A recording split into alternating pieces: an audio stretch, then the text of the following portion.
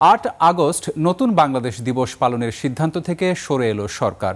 রোববার উপদেষ্টা পরিষদের বৈঠকে এ সিদ্ধান্ত হয়। তবে ১৬ জুলাই শহীদ দিবস এবং ৫ আগস্ট জুলাই গণঅভ্যুত্থান দিবস পালনের সিদ্ধান্ত বহাল থাকছে। পাশাপাশি ভুয়া মামলা ও মামলা বাণিজ্য বন্ধেও উদ্যোগ নিয়েছে সরকার। আরও জানাচ্ছেন মেহেদী হাসান। সিল্কোর সিল্ক অ্যান্ড শাইন, যাতে আছে আর্গান অয়েল ও ওট প্রোটিনের গুডনেস, যা আপনার চুলকে রাখে হেলদি অ্যান্ড শাইনিং। প্রধান উপদেষ্টা ডক্টর মোহাম্মদ ইউনূসের সভাপতিত্বে উপদেষ্টা পরিষদের বৈঠক। এতে ৮ আগস্ট নতুন বাংলাদেশ দিবস না পালন করার সিদ্ধান্ত হয়। বৈঠকের পর নিজের ভেরিফাইড ফেসবুক পেজে বিষয়টি নিশ্চিত করেন প্রধান উপদেষ্টার প্রেস সচিব শফিকুল আলম।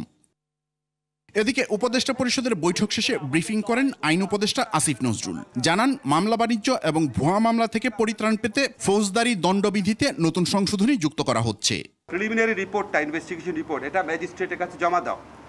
ম্যাজিস্ট্রেটের কাছে জমা দেওয়ার পর ম্যাজিস্ট্রেটের কাছে যদি মনে হয় যে এই মামলার মধ্যে ১০০ জন লোককে আসামি করা হয়েছে, তার মধ্যে ৯০ জনের ব্যাপারে কোনো অভিযোগই আসলে নাই, তাহলে উনি সাথে সাথে যাদের বিরুদ্ধে কোনো সাবস্ট্যান্টিভ বা সাফিসিয়েন্ট এভিডেন্স নাই, তাদেরকে ওই মামলা থেকে মুক্ত করে দিতে পারবেন।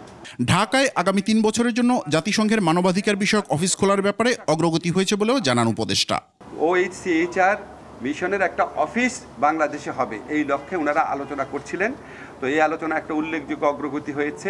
আমরা যে ড্রাফট MOU বা সমঝোতা স্মারক, সেটা আজকে মন্ত্রী পরিষদের সভায় নীতিগতভাবে অনুমোদিত হয়েছে। মেহেদী হাসান, ২১ টেলিভিশন, ঢাকা।